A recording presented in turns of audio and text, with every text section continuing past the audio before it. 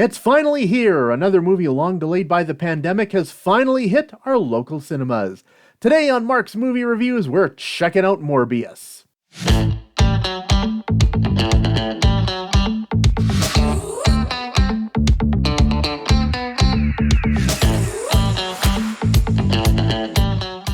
Good afternoon, ladies and gentlemen. It's time for another installment of Mark's Movie Reviews. It's shocking how long they've been trying to get Morbius on the big screen. Marvel was going through this whole horror comics phase in the 1970s, and that's where Morbius comes from.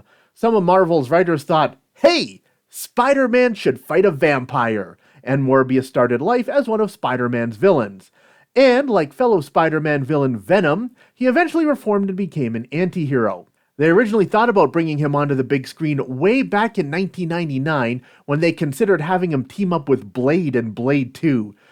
Here in the present day, the movie rights to Spider-Man and his cast of characters remains complicated. It's actually the movie studio Sony that remains the owner of the movie rights to Spider-Man, and they've been loaning Spider-Man back to Marvel to have Spidey appear in the Marvel Cinematic Universe. And with that momentum, Sony is trying to build their own Marvel Cinematic Universe out of Spider-Man supporting characters. First out of the gate was Venom, and next up is Morbius. It was originally supposed to come out for Halloween 2020, but got pushed back when COVID-19 started closing movie theaters, and now, April 2022, Morbius makes his long-awaited big screen debut.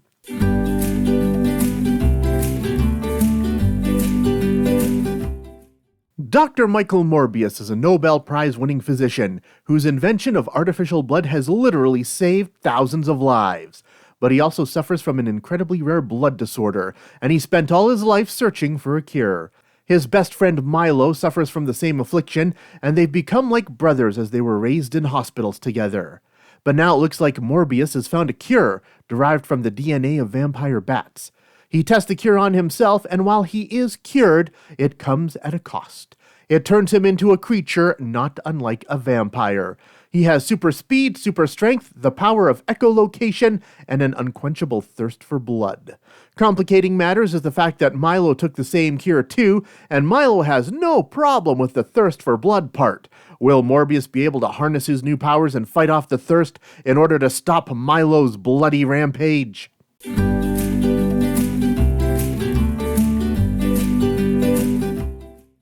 So, Matt Smith is great as Milo. He's really hamming it up and being every bit the comic book supervillain he's supposed to be playing. Jared Leto, he's okay. He's a lot more subdued than when he was playing the Joker. There's some good special effects and some interesting ways in which they depict Morbius's powers. When he's moving at super speed, they like to show him as this cloud of mist, like in classic vampire tales. That's a nice little touch.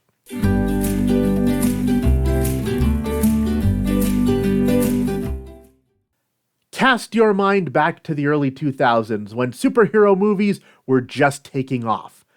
Morbius is like a mashup between Blade and Daredevil. I mentioned Daredevil specifically mainly because how they portray Morbius's echolocation is pretty much exactly the same as how they portrayed Daredevil's radar sense, and Blade because of, fighting the whole thirst for blood thing to become a hero. Milo's character arc is pretty much the same one that the Green Goblin had in Amazing Spider-Man 2. Hero has cure for villain, hero doesn't want to share it because of its dangerous side effects, villain swipes it, becomes supervillain. When our hero and villain fight, they just become this CGI cloud, and they occasionally do a freeze frame in the middle of it so you can see them, just like the fight scenes in Venom. This is just a blend of a whole bunch of superhero stuff that you have seen before.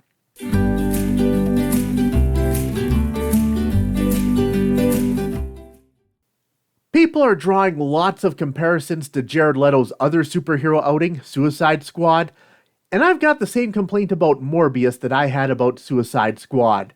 As superhero movies go, this one is just so overwhelmingly average. On my patented nib scale, I give it 2 out of 4 nibs.